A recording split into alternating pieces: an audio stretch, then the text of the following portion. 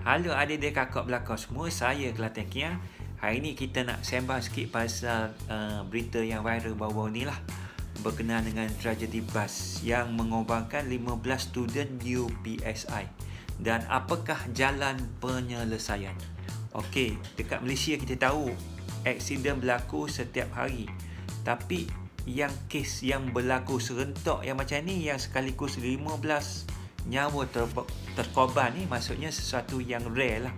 So walaupun sebelum ni ada satu kes yang 9 orang FRU, itu pun sesuatu yang rare. Jadi apakah jalan yang penyelesaian untuk mengelakkan benda ni daripada berlaku akan datang? Okey, yang ada kita tersentak, ada nampak yang ada kecam juga Menteri Pengangkutan tu, yang mengatakan setiap aksiden tu pasti kaitkan dengan menteri. Agak terkilan, sebab kalau contoh kita sakit macam kita batuk tak sakit, okey, tak sihat, apakah saya mengaitkan nak kecam Menteri Kesihatan pasal sakit saya tak sembuh? Okey, sudah tentu tidak kan, agak kecaman macam tu kan. Okey, jadi kecuali polisi yang menteri itu bawakan, ia memang mengakibatkan banyak kes berlaku, kecuali polisi yang tu. Okey, sebab pasal kes ni pemandu ada bagi apa, yang pemandu yang kita baca dekat berita tu, dia ada bagi penjelasan yang masih dalam hospital lagi sebab pasal bas punya brake tak fungsi. Okey, so apakah tanggungjawab juga sebagai menteri? Okey, mungkin tak apa yang dia nak jawab, tak benarkan lori bawa, ataupun dia tak benarkan bawa lebih had laju. Okey, satu cadangan yang dia bagi mungkin agak setuju, iaitu mewujudkan speed limiter untuk setiap kenderaan berat yang dia cadangkan. Sesuatu yang agak sesuai lah untuk dibawa masuk kepada semua kenderaan berat. Okay, mungkin reaksi berbeza kalau tiba-tiba kita nak paksa operator yang bah tu pasang benda macam ni. Ada isu melibatkan kos. Okey, kalau dengan yang kita kiranya jalankan setiap bas dipasang dengan benda macam ni, sudah tentu operator akan mengenakan harga yang lebih pada tiket, contohlah kan.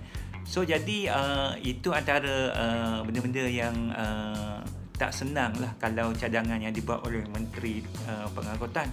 So yang speed limiter, apa dia speed limiter yang kita tahulah, kita tengok sikit lah, ada search dia akan limitkan had laju. Contoh, dah limit had laju 100, maksudnya sesuatu kenderaan berat tu memang tak lebih 100. Okey, yang dia mewajibkan supaya setiap lori yang baru mesti ada dan eloknya ada satu time frame lah untuk mewajibkan setiap lori kenderaan berat dalam satu time frame, mungkin setahun 2 tahun macam tu. So itu cadangan daripada menteri lah. Apakah cadangan peribadi kita pula? Okey, di samping itu, kalau ada adik-adik kakak semua ada cadangan, minta komen di bawah juga ya.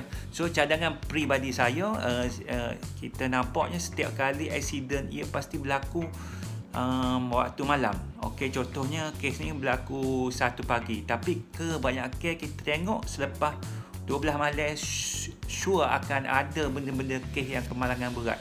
So mungkin tak ada satu cadangan untuk menghadkan, limitkan bas supaya bawa masa malam, dan discourage lah, kurang menggalakkan kiranya tiket bas mungkin dinaikkan supaya lebih mahal, sebab nak kurang galakkan supaya orang ramai lebih memilih untuk perjalanan waktu siang, ataupun terus ban perjalanan lepas pukul 12 sampai pukul 6 contoh.